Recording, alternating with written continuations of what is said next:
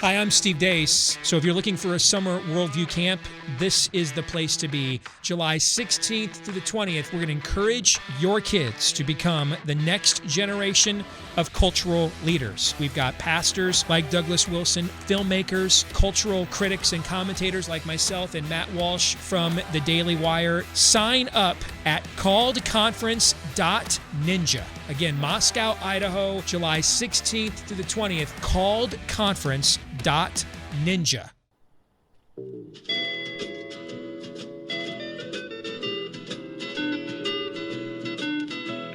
Hear the world calling, but son, don't you listen. They're only trying to drag you back into prison, that's right. Welcome back to What Have You. I'm Rachel Jankovic. I'm Becca Merkel. And see, guys, we remembered to do it again. Well, Sort of. So far. We We'll did see part if we of get it. Posted. We've gotten as far as getting in the car. Yep, we Turning got as on far as the doing recorder. several other things before we got to We it. did. We've been in the car for too long now doing other stuff. We just drove out and saw Rachel's build site, you guys. Yay. It is so shockingly beautiful every which way that I feel like all she needs to do is put windows in and her decorating job will be done. My work will be over. That's one of the things that I love. I have to say, little regional appreciation. Oh, my Let's take word. a little moment of regional appreciation. We live in a really, really beautiful Magical place. Yeah. So we live in, it's called the Palouse. You've probably, if you follow us upon are we on Instagram? We are on Instagram. Are we? Or Facebook. You've seen our pictures. Whatever. Have we posted a picture? I feel like we have. Whatever. We'll post a picture of the We'll Palouse. share with you what we're talking about. But And the it Palouse, is though, the a Palouse really is surreal like- place. It's not it's a more of a geographical description because the Palouse crosses 2 states and multiple counties. It's just a description of Right. the kind of place where there's these crazy rolling hills. Yeah, so sort we have of beautiful rolling farm hills. fringed by the mountains. There's mountains around, and then on the one to the south, there's the valley. The Palouse ends as you drop off a big grade into the, what is Snake that River. valley? Snake River. The Snake River. And Hell's Canyon is that way. So that's a really different kind of beautiful right there. And then to the north, it kind of turns into mountains eventually. And Which then is to the kind and of the, like straggle off it of the turns Rockies. into desert to the west, and Yeah. it turns into mountains to the east. But so it's probably like 100 miles of this beautiful rolling it's really beautiful. Now, hills. at one point, it was one of the 7 natural wonders of the world.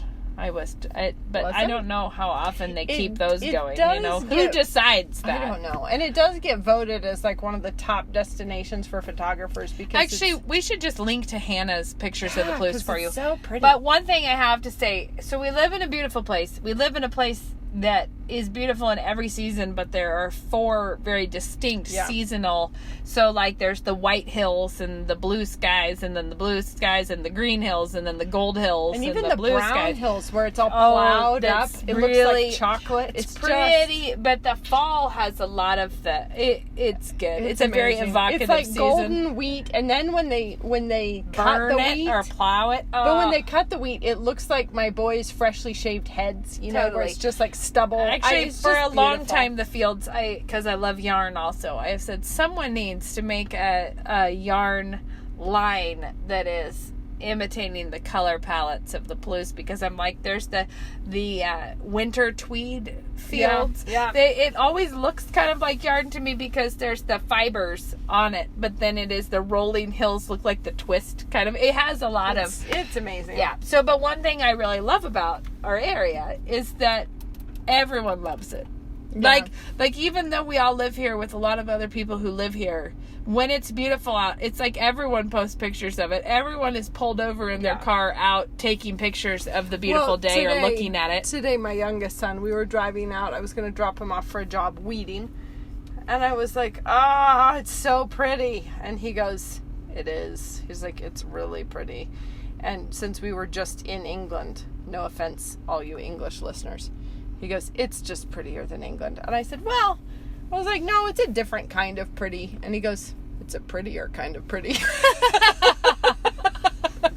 I was like, So okay. I don't near mind a little regional loyalty, but Right. England is beautiful, everyone. I did love it. So England was near gorgeous. here, like, what would you say? Is it a 30-minute drive to Steptoe?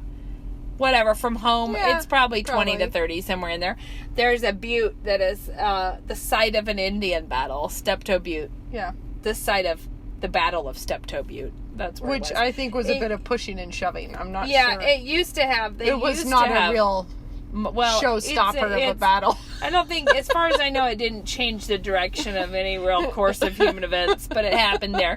And then in the 1800s, there was a hotel up on the peak of it. Yeah. It was a butte that is like a teepee. It's like, Yeah. it is conical. Yeah. It is like it's tall. In There was fact, a hotel it up is- there, and a couple of boys smoking behind it burned it down. Oh my word. I Burn- didn't know that's what They happened. did. Just 2 boys smoking behind it. Those Burned that nerds. thing right on down. So now all it has is like some radio towers on it. And then, And it's given its name, though, to any other formation like that. It's called a Steptoe. oh, I didn't know that. Yeah, Look it's at look at us There's a- exchanging yeah, lore about there's the like, Steptoe There's a Butte. specific and there's the generic. Isn't that We have interesting? the specific. We have the one. We have the one that set the type of Yeah. butte. Well, the thing about Steptoe is you drive up this thing and then you just can't even believe it. You can like see the whole Palouse, right? I Yeah. think you can see 3 states from up there, can't you? Probably. And but one of the other things you can see is traveling photographers. Because they come in like Yeah. photo tour buses of photo Yeah. classes. Mhm. And one time we went up there, and we don't have a real tourist destination in here. Like, it's No. not like No. there's no tourism happening that you're usually aware of. But if you go to Steptoe, there's like cars with New York plates pulled over on the side. You're like, where did Yeah. you guys come from? What's happening? And people with very expensive camera equipment Yeah. standing around. So we'll put a link to this place. But one of the things I love about it is that the people who live here seem very aware of it, in Yeah. that it's not lost on us. No. There's a whole lot of... Well, you'd have to be a soulless monster for it to be lost on you. Like, you kind of would. And this is the time of year where the canola fields, there's yeah. canola blooming. It's like the eeriest, like, yellow that is just an unbelievable color on the fields, and with the skies are so blue and white. I mean, it's pretty killer. no. And then what happens, my favorite, is when the dark black clouds gather up. Oh, but the sun. And the sun, like, comes in underneath. Yeah. And then you get this crazy lit up trees in front of this, like, black sky. It's stunning. Somebody said to us, one of our friends from the South, when they came up here, said, I knew Montana was big sky country. They said, but y'all's sky is so close. And it is big sky and lots of stars and visible stars, because we don't have a lot of Yeah. light pollution. Yeah. Anyways, Anyway, it's if a you're good a place. photographer, come take a picture Oh, of sure. it. But we But were out on the Rachel's hill about to live in noticing it. how we didn't need to decorate that house, probably. No. We just need to come up with a way to have... Just some glass and she'll be set. Yeah, some good, but I love that it's pretty even on the ugly days. Like on the That's the days where thing. it's just drizzly brown. You're going to Gray. have an amazing... It's still pretty. Yeah, it's going to be amazing. Yeah, but even when we live there, I'll probably get headaches, not have energy. Probably sin will still happen. I think so. Sometimes you do get that feeling where you understand for a split second those poor deluded people who thought if you could just get close to nature, it would fix the it. sin It's problem. not gonna fix it. You're It's gonna not get gonna out there fix and you're it. gonna be like we talked about when you were in England and I was here, that our human frailty always gets in the way of our But you're like- of our perfect It's enjoyment there's of the idea that the hermits could just go out and if they were just alone in nature, they would be fine. without the other people to Yeah, provoke them. yeah, If I could just exactly. have some solitude, then I'll only sin Yeah. against God. Or the people who tried to make communes here and there. It's like, yeah, it's not going to work, guys. no, there's still Not going to be gonna a whole work. lot of reality at the end of that Because- quest. The age-old truism: wherever you go, There you are. there you are with all of with you have to put the emphasis on you. Like, there you are. Like, if you go there, you'll still be there. You'll still have a little It's snark gonna in your heart. It's like Granddad used to always say that distance adds intrigue. And it is does. true that distance also in time, distance into the past and distance into the future adds an element of like, I bet that will be amazing, but far be it from me to want to be faithful today. No. Far be it from me to want to just do the work that is right in front of me now. Because it's like the clouds may be beautiful, but I don't feel like mopping my floor. But why would I do this for them when they're not appreciating me right now? Why would I do my children's laundry? Okay, we were talking before we realized we should just go ahead and start the podcast. Oh, yeah. We were launching on a field of discussion of our own. because we were talking about... So, Rachel has a house to decorate. I have a house to decorate. Both of us have much work to do. Well, I'm not really decorating it right the minute. No, but you will. Since it hasn't even really started yet. But it's... Right now, you have to face all the questions because you have to decide what you're building. And the thing is homemaking is a very creative endeavor. Or at least it ought to be. If it doesn't have any creativity to it, then probably it's a bit sad. But the thing is, there's all of this stuff that you have to do that we're faced with that is a very creative sort of undertaking. But there have been times, I think both of us naturally tend towards that anyways. Like, I know for many people that's cutting against the grain, like they don't feel like that's where they're gifted. No, but we're both already like probably nature and nurture. We're that way. We're like the creative side of it. Yeah. But there have been times where I was pretty sure that the well has run dry. Yeah. Till all the seas gang dry, my love. Till all the seas gang dry. And you're like, but it did. They ganged. They ganged dry. And the thing is, I used to always laugh at that tank. It's a tank top, the black tank top that says in like very block letters, in memory of when I used to care. Yeah. And I feel like we've been through all kinds of scorched seasons like that. Don't you think? I remember when I was pregnant with Judah, so it was my number 5. I had 5 kids. At that point, I was pregnant with number 5, and the oldest was 5. So I had 4 kids under 4, but then I had 5 kids under 6. So Knox probably hadn't turned 6 yet. He was still 5. I was pregnant with number 5. And I really thought that a part of my soul had died. I thought that it was the creative part. That sounds so mean. But I know what you mean, exactly. I remember telling Ben, I was like, Ben, like, I don't care about paint colors. I don't want to sew anything. I have no desire to make anything at all. I don't care. Like, and I was like, what's happened to me? Because like, I felt like, oh, totally, like this part. And he very well, he said, yeah, I'm not worried. I was like, no, but you don't understand. Like, no, the thing about it is I don't care about any of the paint color. I don't care about decorating. I don't like, and I was still doing all the things that were in front of me to do, but the magic was not there. No, the magic and turns out is vulnerable to overdoses of reality. Yeah, and it was just times. And the thing is, like, I have to say, at this moment when I was pregnant with number 5, my house was completely gutted. I didn't have a kitchen, as we spoke of last week. I did not have a kitchen. I had, like, no shelves or cabinets or drawers. And I had particle board on either side of the sink, which is not actually ideal for wiping up any kind of moisture. No, not the plan. You should have at least, like, thrown a layer of saran wrap down something shellacked it. But anyway, like, everything was gutted. We were trying to remodel a house. I was pregnant. I had 4 little kids, and I just felt like, oh no, I think it snapped. I think something in there snapped, and it's gone now. Like, we one time put our, we have above the dishwasher in our old house is where the plug was that I always plugged my phone in. Mm-hmm. And the one magical thing that we could do was shut the end of the charger cord into the dishwasher and run it while it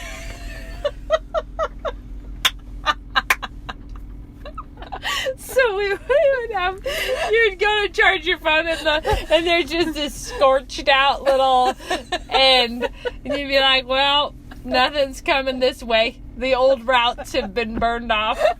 And you feel like there were times like that where you think my old methods of getting myself revved up are doing nothing for me. But the thing is, it got trapped in the dishwasher and shorted out. I don't. Exactly. And I don't want to make it sound like I was depressed, because I really wasn't. No, I know exactly what you mean. And the thing is, I did, well, both of us did, but the morning sickness that is show-stopping levels. And so I think it was probably coming off of the morning sickness in a house that was being remodeled, in a pile that was too big for me to finish, and I was just probably really behind on everything. And it was like, it's gone. It's gone. What, the bluebird when of I was creativity is not here. When I was pregnant with the twins, we moved out of our apartment into a little house that we were renting. And I don't think that I even had enough zip within myself to notice that I didn't care. I just didn't care so hard that I didn't care that I didn't care. See, I was scared. I was scared that I had... I've been there too, but I'm saying at this particular time, the person who got scared that I had no more will to live was Mom. Because she came over, and I just have this vague memory, which she has brought up before, thinking it was hilarious, where she would be like, okay, Rachel, where do you want me to put this box of stuff? And I think I was like 30-something. Was I 30? Maybe 28 weeks. I don't know. I don't remember. I feel like we maybe moved in August and they were born in November, so it might not have been. Oh, and I was huge. Whatever the case, I was huge. I had no mental energy, because whatever at the railroad tracks of your brain where they switch the big lever to divert everything to a different line, my body was bypassing my brain to just grow the twins. Right. And Mom would be like, where should I put this? And I think I was just sitting there like, I don't care. And she's like, well, I mean, what happened to her? And at the same time, that house had really gross color in the living room on the walls with like a stenciled border around the top. And I didn't care. Yeah, I was like, your style. I was just like, I don't care. It was like, what are you going to do with the stenciling? And my feeling was like, nothing. Why are you looking at it? And if you know me, that's not my normal mode. And the thing is, and it passed. It did. And I remember Ben being like, I'm pretty sure it's going to come back. I don't think, I think he felt like you can't keep it down forever. But I was like, no, I think it's gone. I think that never more shall I care about anything aesthetic. Mm-hmm. Turns out he was right. I was not. But I think that moment of like, what is it that you do when you're feeling like that? And again, I want to distinguish it, because I was still happy as could be. I was not depressed. But you have to say, you're not depressed and you're not happy, but you were going through a stretch that was going particularly through a major hard. Stretch. It was very hard. And that's the thing, is that like, you can acknowledge a situation as being very difficult and trying without throwing the towel in to your own sinful disposition about it. So like and I think for women, especially with creative things, like any time in your life when you're being really transplanted, like you're being repotted, and not necessarily in physical locations, but in your own idea of who you are, like where you thought this is the way that I am, and then all of a sudden nothing is adding up with what you thought you were. Yeah. And you're like, how did that happen? That all of a sudden And like, I remember one other really interesting moment was we suddenly moved to England, and it was very sudden. It was like our house was still pulled apart. Judah was a baby, so he turned 2 in England, so he, it was like just freshly 1. We found out we were moving. Yeah. We had to sell our house, which meant we had to finish our house and then sell our house. Yeah. We were putting a bathroom in. We actually moved out with no one ever having taken a bath in that bathroom. It was so fast. And we stayed think that I only spotted that bathroom one time from outside the door. I don't even think I really... I think I only spotted it one time from outside the door. Yeah. It was very fast. We stayed up all night painting till like 5 a.m, and it went on the market at 8. It was like, it was a really fast... And I finally got my kitchen that summer after we knew that we were moving to England. So it was like, we got the kitchen in, finished, painted, done, and I didn't even have time to cook in it, because it was like, we're leaving. And it was a massive transplant of a summer where it was just so many things. And all of a sudden I was going to be homeschooling, and I had to pack up my life, and we had to condense our life into, suitcases, because we weren't shipping anything. It was a pretty major summer, and I soldiered through it. But one of the things that was really funny was that, I don't know if you do this, but once I got super, super sick in high school, like really bad fever for a long, like it was a big whatever. And 3 months later, all my hair started falling out, by handfuls. Yeah. And we were like, what on earth happened? And went to the doctor because my hair's falling out. And not so much that I became bald, but it was just like a lot of hair would come out if I just grabbed it and pulled. It was like I'd come out with just tons. That. And they said, when your body goes through something sort of traumatic, sometimes that's an aftershock, like later, like 3 months later. Happened after every baby. I would have a baby, 3 months later, my hair would fall out. That's like the hormonal shift, Yeah.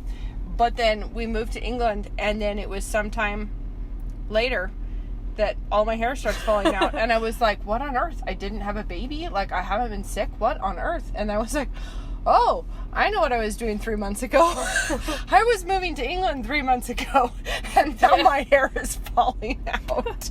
Like, it was hard. It was like, honestly, a very difficult But time. I think I would say that you can also be transplanted to bigger pots. You know what I mean? Like, when God is expanding your family, when he's expanding your responsibilities, like when when you feel like he's taking away things that you think of as being supports, where you're, like if you had to move away where you didn't have mom in town, or you didn't have, and so you think like, God expanded, he moved you into a different situation. You know how with some house plants, you repot them and you cut their roots back by a good bit and then put them in a new pot?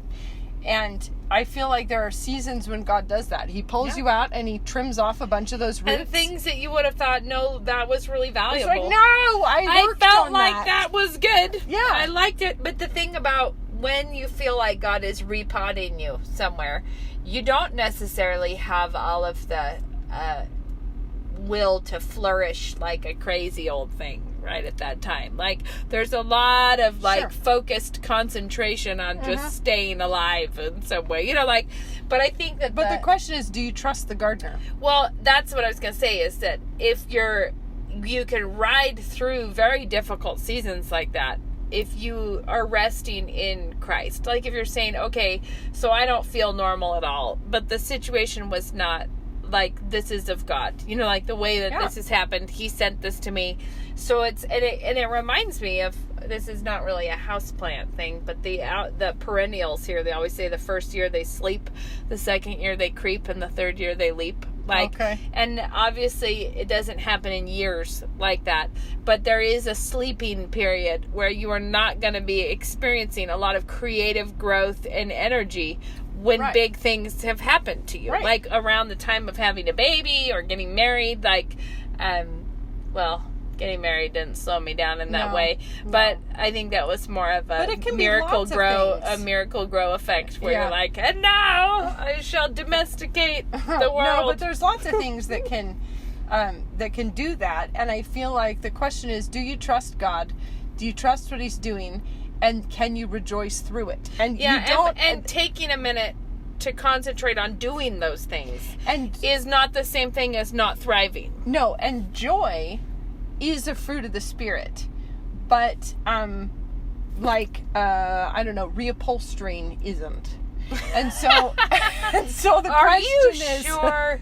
Because I think that sounds like long suffering. Because I hate reupholstering. I'm about to do it again, Rach. I am. On the same one? Same one again. Yeah. Anyway, but the thing is that it's easy to feel like this part of me that is gone dormant is essential to who I am, but it actually isn't essential. No. It's like, no, that's a thing that might come back later. No, it's like, it's actually all right if my kids eat box mac and eat off of paper plates for a few minutes. It's okay. It'll be fine. It'll come back. Nobody really gives a rip in the long run if we had a moment like that. But no matter what your situation is, you are called to rejoice in the Lord in it. And so you have to be in charity with the people around you. You have to be trusting God. You have to be obeying him. And you do have to be doing your duty. Yeah. Even in those moments when it's hard, where it's like, well, what is your duty right now? Get up and do it. Even if it doesn't feel like the most sparky, exciting thing that ever happened. No, and you just keep trusting God in trusting that you doing your duty is some of the means He uses to bring you through. Because as you're faithfully doing what you can do, you know, you do grow through those periods. Yeah, you do. But I can say there have been a lot of phases, and so we've been married 15 years now this summer, and there have been a lot of phases where I was really kind of down for the count in some. I mean, you said getting morning sick. We both get morning sick. Yeah, so real hideous. So at least there's that many for both of us. There were that many times of being spread eagle somewhere. I think this is funny. Before I got pregnant with Moses? Must have been with Moses. I had committed to speak at a conference in Seattle because we have family in Seattle. We're like, yeah, we should go.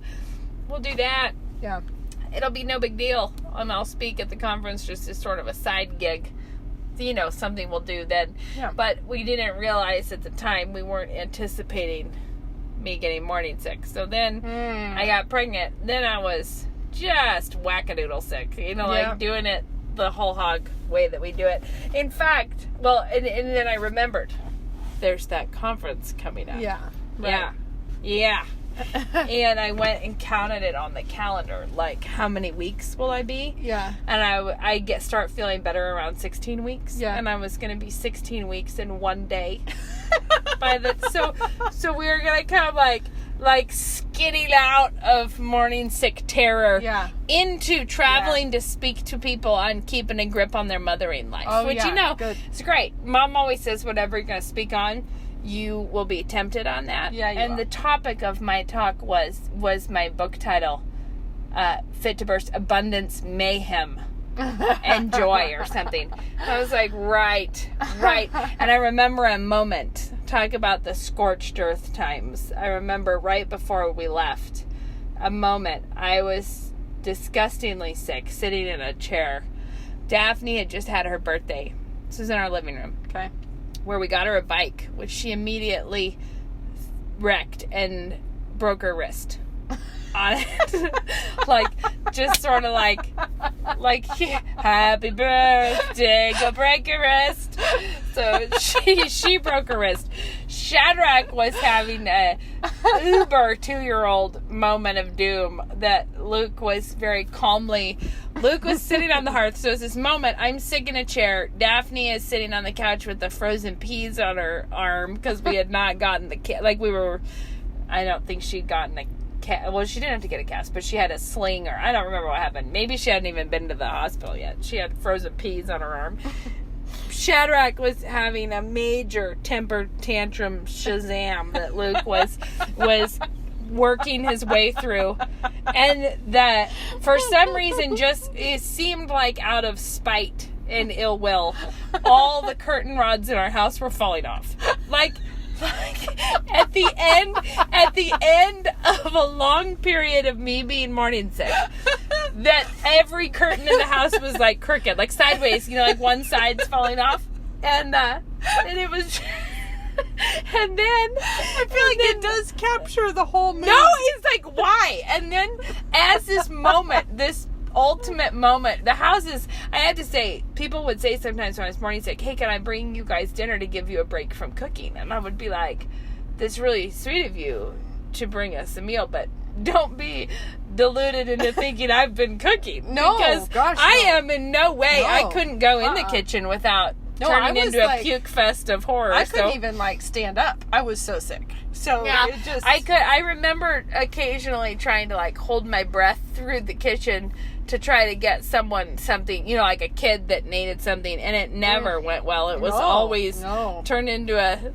I don't even remember that. And the thing is, like, I would just be so sick on the couch, couldn't stand up, couldn't, like, nothing.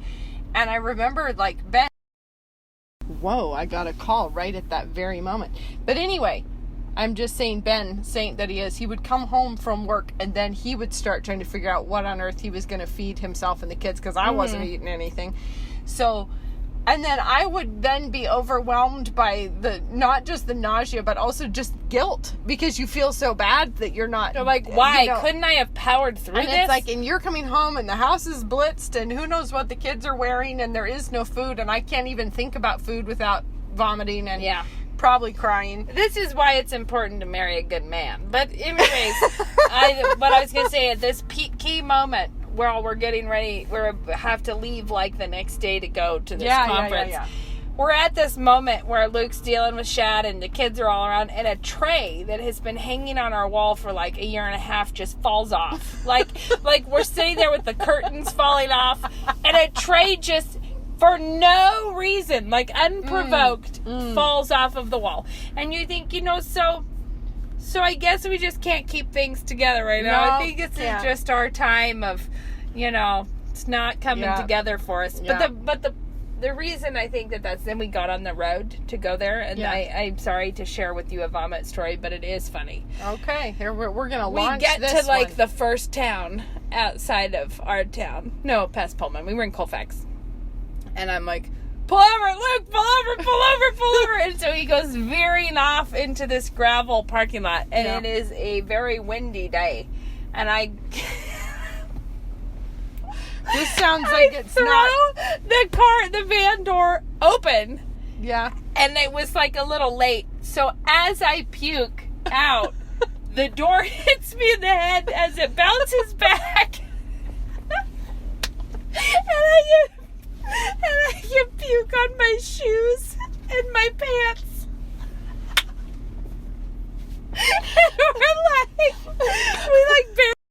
And anyways, puke all upon myself, right, barely out of town. That's so where we bad. got it. And, so bad. I'll text your husband. Ben keeps calling. I'm gonna text him that we are podcasting. Oh, that's a useful thing to do. Isn't it? And nobody will notice because it's not like I'm gonna talk about what I'm doing or it'll anything. be easy. You can text him if you want to. Schmeezy. Anyways, my point about this is that while I was laughing, that I went to talk to a bunch of women about having, being a joyful mother at a time like that, when we were really vomiting on our shoes and bonking our heads and things falling off the walls. And at the same time, that is exactly that kind of moment that would qualify you to talk about it, in the sense that motherhood is not your life as a Christian woman is not a journey through a bed of roses where you and plenty of life that isn't. Maybe it is. There's thorns there, but no. But I mean, plenty of life that's not motherhood is exactly like that. Exactly. But I mean that the point is that it's so important for Christian women to recognize, like what you were saying, that joy is commanded, like being in the Lord and in the joy of the Lord. That is a command. It's not optional. That's your life. No. And you say, well, there's hard times and there's good times, and there's times when the joy is a deeper kind of a joy than it is it's not silly. It's rich and heavy. Yeah. But at the same time, it's something that is required of us as Christians, and it's also something that is possible in all kinds of varied amounts of what looks like flourishing on the outside. Yeah. Like, there are the times when there's not a lot of flourishing on the outside, but there's still deep joy in the Lord and abiding in Him. There's pruning going on in that moment. Repotting. Like, take a moment to collect our thoughts. Yeah, and I do think that the fact that joy is commanded, no matter the circumstances, is really worth thinking about, because that seems so counterintuitive to how we would ever organize anything. Mm-hmm. We don't think you should have to be joyful if things are difficult. But notice how much of the New Testament is written to people, not just who are going to have a hard time because they're a little bit overweight and they don't like the color of their living room, which is really our level of kind of a level. It's like I'm writing to you because you're about to be tortured and killed. And I'm telling you to rejoice. To be rejoiced, yeah. And I'm writing you actually from a prison cell, like from a Roman prison cell. I'm writing you to rejoice. Which is part of the reason that I don't feel bad at all, not qualifying with any of these commands with, do you have a hard day? don't worry about it. If you're just bummed out and you don't feel like being happy. No, because the thing is like the actual commands were written for genuine hardship and trial. And how much of the time in the New Testament, like when you think about trials and we think about our own lives, it doesn't. We haven't quite really compare. crested into trials. We have not resisted to the point of bloodshed. I think didn't I mention a book on here at one point that it's like a missionary book called Warriors of Ethiopia, and it's just vignettes about all these different, they were Ethiopian missionaries to Ethiopia. So it was the first level of converts, like a lot of them who were native people, missionaries to their own people. Right. But this book is like both super inspiring and kind of devastating at the same time, because it is someone, of course I don't remember any of the important details, but it is, I don't know the author or anyone, so it was someone who was collecting it kind of as a, like, people need to know of the legacy of these missionaries. But it would be like 2 pages on some person who took the gospel here and they were murdered for this. Yeah. People, and all of them ending, people in jail for forever, people being tortured, people dying for the gospel. And they're people that are like, it is such a good perspective where you're like, but you want to know what's super hard for me? You want to know? I'm out of coffee. Yeah. Well, like straight up and I feel allergy like it's season. I know how to be abased and I know how to abound. I know how to be a size 6 and how to be a size 12. Or whatever, like I know how to have bits of jam on the counter with breadcrumbs. I hate to let that pass without saying the fat pants and the fat chance pants. I know. And you gotta find something right in between those. But the thing is you have to be ready to thank God in all of it, be joyful in all of it, and be patient in all of it, and trust God in all of it, that He's going to get you through, and not sit around wallowing in your own little stew of... Right, like the more that you try to look in on yourself for strength in that time, the worse it's gonna get. Worse like it'll be. There's a bad time that coming your way if you're gonna try to dig within for it instead of just looking out. I think that's often why people end up just lying down and crying on the floor and not getting up, is because they're looking within. Well, because you keep looking in the pantry of your heart and there is no dinner there. Like, there is no sustenance coming your way from within. No. It's not happening. No. It will not arise. We are not, and, you're going to have to look to a provider outside yourself for this. Yeah, and it's so easy to point to all the reasons why I can't rejoice right now. It's like, nope, I can't obey God. He told me to rejoice, but I can't because... If He really wanted me to, He would have done something about this situation. Exactly. And you just wonder how often, like I remember Mom would always talk about, you're given a test on something, and if you want to be moved up to the next grade, you got to pass the test. Or do you want God to keep giving you the same test over and over? Is this the one that you want? Although that's sort of a trick question, because you get moved up to the next grade and it gets harder. It gets harder in its way, but you get better at it. But the thing is, like, do you want to learn the lesson God is teaching you right now, or do you want to make it real difficult? Do you want to have to keep taking first grade over and over? And I do want to say another thing that I'm out of this phase, Becca's out of this phase, but when you have young children, there are like the passel of little people, which we both did. We did it. You have that moment, and there are times when you feel like this is unbelievably huge amounts of work that is not going to end in any foreseeable date, right? Like there's no weekends off. There's no don't worry, I'll just really sit back during church and soak up the good encouragement from our pastor, because actually you're going to be furtively whispering through the whole sermon to people. I said, sit up, shh, no, don't do that. Here's a wet wipe, blow your nose. Yeah. Or sneaking out the back door, but while they're still on the inhale. That's while they were still building up for the great big scream. And you're like hoofing it out the door.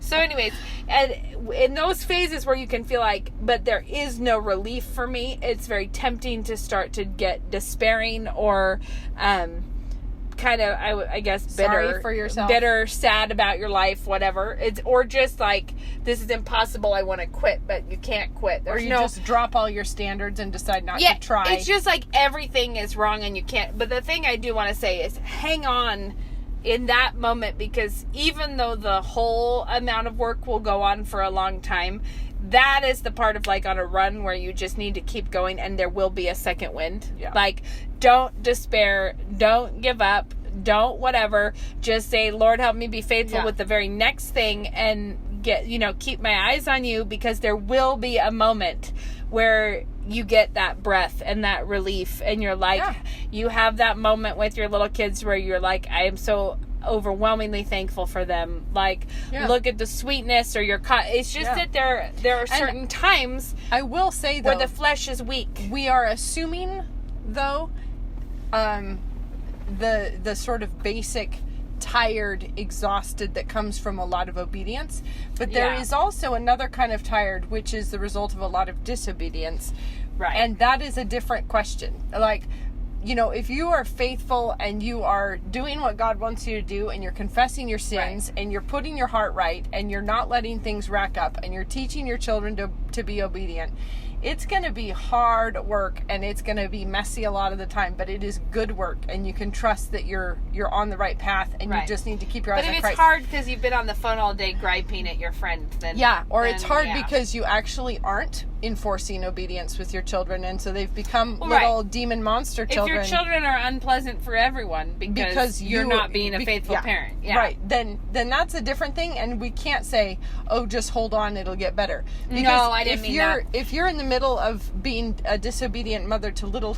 kids, then you will be like, if you're a disobedient mother with a bunch of disobedient small children, then you'll be a disobedient mother with a lot of disobedient teenagers, and that doesn't get more fun. And what I meant more was the genre when they were little. I can remember those moments when everyone was little. I can still have these moments where you're like trying to do something in the kitchen, and everyone's trying to see what you're doing so much that you can't do it. Yeah. Everyone's like running a chair into the back of your legs, being like, "Excuse me, Mom, I'm trying to get a better angle on this Standing activity." on your feet. Like, let me claw my way up your maternity pants to see what's happening in here. And I'm talking about the kind of moments where you just feel like I can't individually meet all of these needs. Sure. Even though you are faithfully trying to, there's overwhelming feelings that can come your way, Yeah. And but the thing is, you can actually be in the midst of doing everything you need to do, and it still feels overwhelmingly oppressive.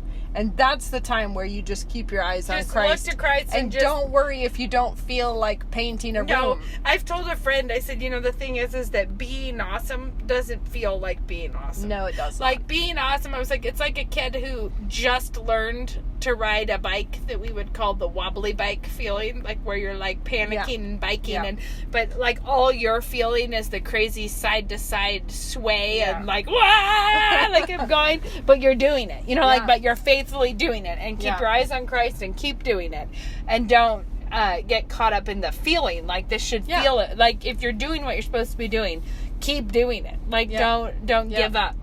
Exactly. And then on the other hand, what Becca's saying is, you might need to think, is this hard because I'm allowing a lot of sin from my children? Like, is this hard because I'm allowing the tone of our house to be one of complaint? Yep. Is this hard because I'm allowing myself to be a bad testimony to my kids? And the thing about it is, if you don't teach your children to be obedient, it's like, well, who is going to be punished the most for that lapse is you. I mean, it's not really, because they will be. That's the thing, is that they will be visited with your sin of failing to teach them. It's true, but I'm just saying, you're not making life easier for yourself. No, it's like there's a whole lot of reasons to push through with obedience and joy and confession of sin and do not tolerate the sin spill messes happening all over the house, because those won't just go away. If you just give it time, it's not gonna just drift off.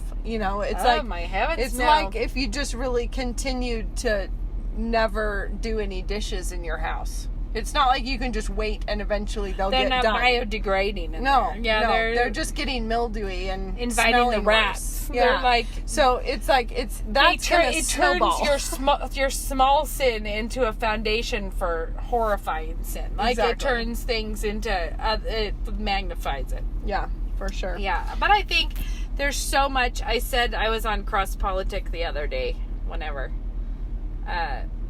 which is funny because my podcasting experience, as you know, is In a car. much less official without microphones. Yeah, no, cross politic No, is much more no scheduled. headphones. No, No. like organized Monitors, work. Yeah, we wouldn't soundproof do that. rooms. Why would you No. plan what you're going to talk about Sound effects. in advance? Yeah, no. Yeah, but anyways, I was on there and I said something at the end that I still think, I'm not trying to like insult mothers, but when people say, why do you not, why don't you talk about the value in single women as often as you talk about mothers? And I'm like, well, I don't think that mothers are more valuable as humans than single people No. at all. No. What I think is that they're more likely to be ruining other people's lives. Like, and I think how many mothers get up in the morning to be a bad testimony to Christ to their children Yep. all day. All day. Like, oh yeah, I profess Christ. Oh yeah, I say I'm a Christian. Oh yeah, I act like I'm sweeter to all my friends when they see me. Yeah. But what you see is bitterness, selfishness,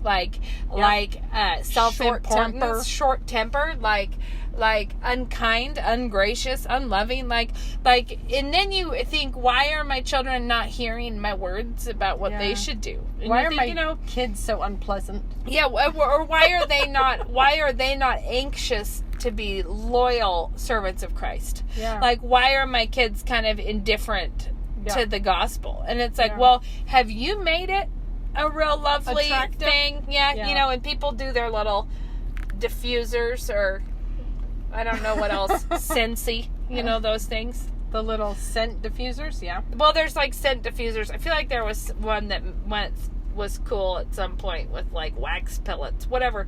Those aroma, the things that you do to set off an aroma in your home. Well, the aroma in your home ought to be the sacrifice of your life to the Lord. Yeah. And if that is the aroma in your home, that you're like, what the Lord requires of me, I gladly give. Like, then your children, that is the most absolutely glorious and attractive thing that can possibly be going on in your house. And it is something that I think we can probably speak from experience on this, that it is something that your children will never doubt they want. And they grow up with that as an ambiance of what they believe life is. That when you get into a situation where that's not happening, that all of a sudden it's this shocking, please take me home where the air is clean. Please take me home where the people know how to repent of something, exactly. or, whatever. And I do think that is really like doing the concrete work in terms of like laying the foundation for your children's lives. And later, yes, all the other, the extra bits are important. The beauty in the home, it's important.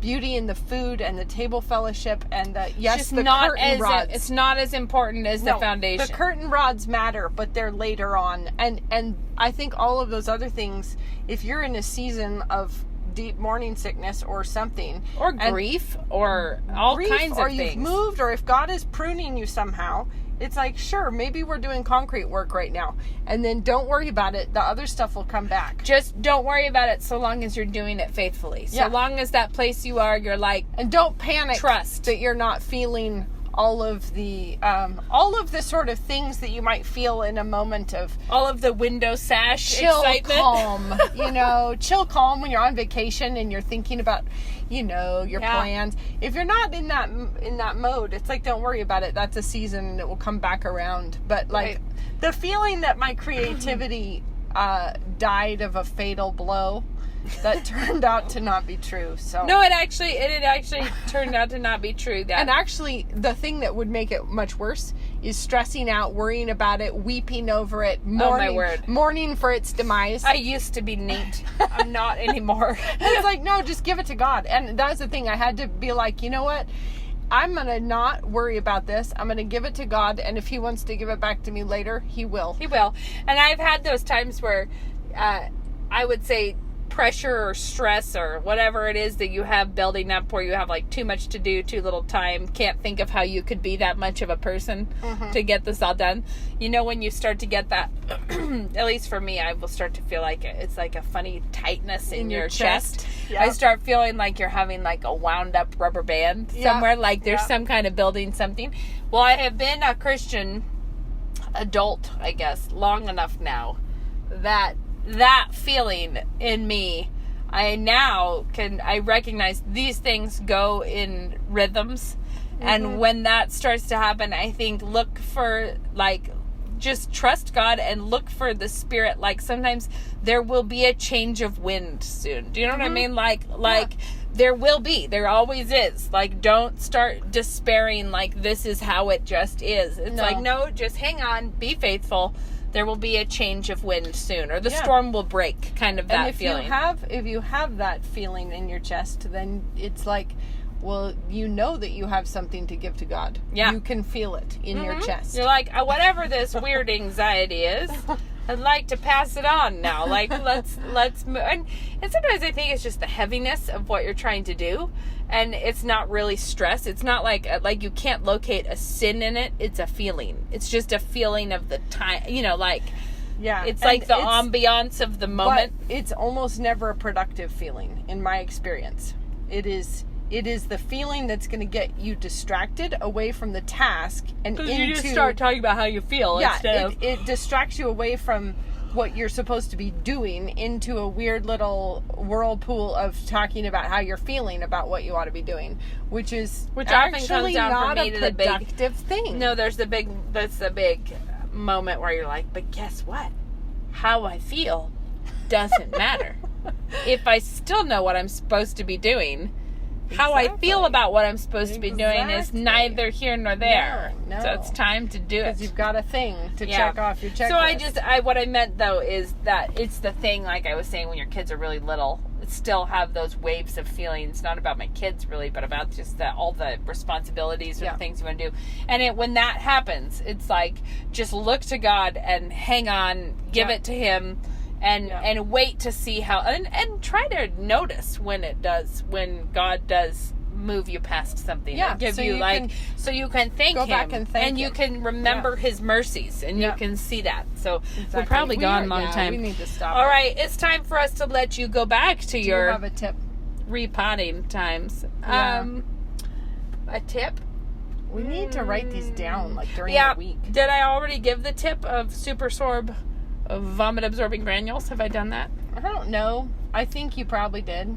Okay, so I have a pitcher, like a plastic gallon pitcher with small trash bag, small bathroom trash liners that you tie the bag around the handle. Yeah. Keep that ready to go for when someone needs to puke. Yeah. And that pitcher with the handle, and it's deep. Yeah. It's deep. Smart. And then you just throw the bag away. So there's no there's no rinsing none of this stuff out in somewhere. I don't know where this whole bowl phenomenon caught on, but it's a poor method.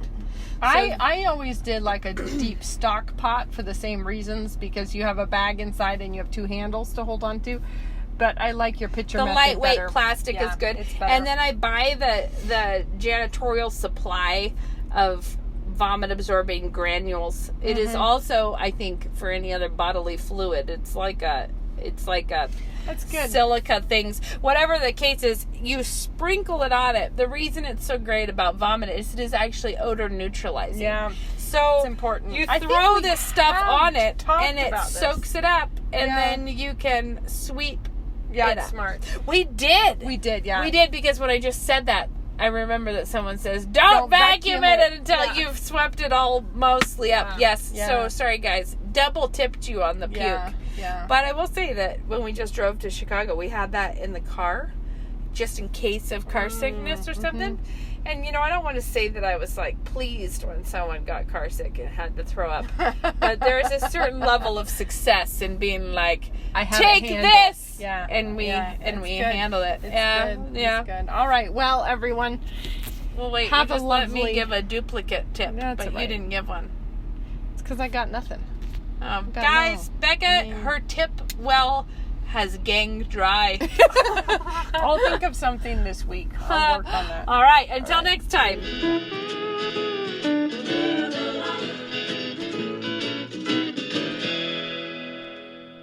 I'm a 2009 graduate of New St. Andrews College, and I'm a commercial property manager. 3 kids at Logos, 1 at home still, and I do flowers on the side out of our house. When you have these little people that you're responsible to shepherd, you realize I need to know what I'm talking about because they need to have a firm foundation and they need deep roots so that they don't get blown over and that they're ready to stand up for the truth. I am a programmer. The language aspect of NSA is a fantastic preparation for any sort of programming. I'm a real estate broker here in town. I think absolutely the perfect education for being in sales of really any kind. I actually put it to a lot of great use when I was working in the political realm. I am a pastor in Central Coast, California. Whatever vocation you take, it'll make you take that seriously because you're seeing it through the lens of the sovereignty and lordship of Christ. To learn more, visit us online at nsa.edu.